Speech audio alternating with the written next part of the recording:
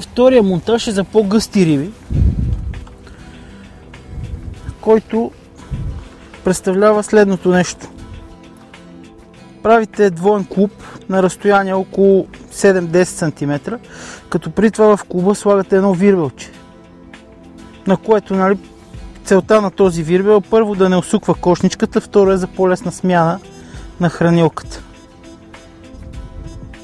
Като направите клуба, оставате едно по-дълго уше от влакното, което правите втори клуб, който се връзва на него повода. Се поставя като клуб в клуб. Целта на тази система е следната. Хранилката, като спре на дъното и се опъне влакното, нали? Кулката с тръвта е тук. При най-лекото пипане, сега ще покажем нагледно как работи самия връх. Предполагаме, че ръката ми е дъното и тук е хранилката, нали, в другата ми ръка седи кулката, която е стръвта. При взимане на рибата на стръвта, виждаме, че като дръпне, тя дърпа директно влакното, което е към върха. Хранилката в случая не влияе.